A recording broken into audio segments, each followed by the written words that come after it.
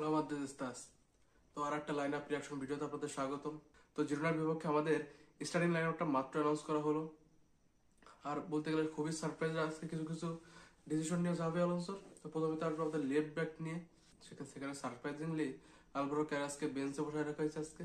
আর মেন্ডিকে start করানো হচ্ছে না, সেখানে ফ্রান গার্সিয়াকে আজকে স্টার্ট করানো হয়েছে। যদিও ফ্রান গার্সিয়া যে কয়টা ম্যাচে খেলেছিল ক্লাব বিশ্বকাপে সে দুর্দান্ত পারফর্ম করেছিল। তো আশা করি ফ্রান গার্সিয়া একটা দুর্দান্ত ম্যাচ হবে। তবে এরকম একটা ইম্পর্টেন্ট ম্যাচে যেখানে জিরোনা বরাবরই রিয়াল মাদ্রিদকে একটা ভালো ফাইট দেয়, যদি আমরা কোথাও 4 ম্যাচে জিতেছি, তারপরও জিরোনার সাথে আমাদের কোনো রিস্ক নেওয়ার কোনো হয়তো প্রয়োজন ছিল না। এরপর আজকে অনেকগুলো আমাদের ইনজুরি থেকে প্লেয়ার ব্যাক করেছে। তার মধ্যে প্রথমে আসে গোলকিপিং পজিশন থিবো কর্তোয়া, সে ইনজুরি থেকে ব্যাক করলো।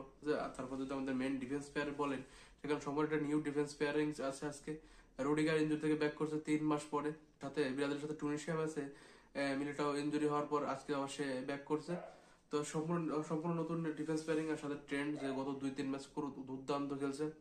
রিয়াল মাদ্রিদের অন্যতম সেরা প্লেয়ার ট্রেন্ড গত 2-3 ম্যাচে, লং বল বলেন ক্রসেস বলেন সব দিকে একদম টপ নচ। তো আজকে আমাদের ফরমেশনটা হবে 4-2-1-3।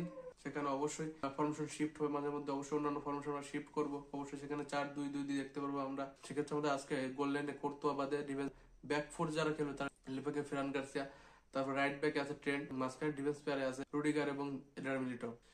তারপর অবশ্যই পিভট পজিশনে আছে ভালভার্দে এবং শোয়ামেনি দুর্দান্ত ফর্মে আছে এই সিজনে, এবং সাবি আলোনসোর আন্ডারে শোয়ামেনি অন্যতম সেরা প্লেয়ারদের একজন। আর ভালভার্দে এখনো তার পজিশন নিয়ে সম্পূর্ণ সন্তুষ্ট নয়, তবে ভালভার্দে আস্তে আস্তে নিজের রিদম যেটা আছে সেটা আস্তে আস্তে ব্যাক করছে। আর সেরা রিদমে ভালভার্দে যে কতটা ভয়ঙ্কর সেটা আমরা সবাই জানি।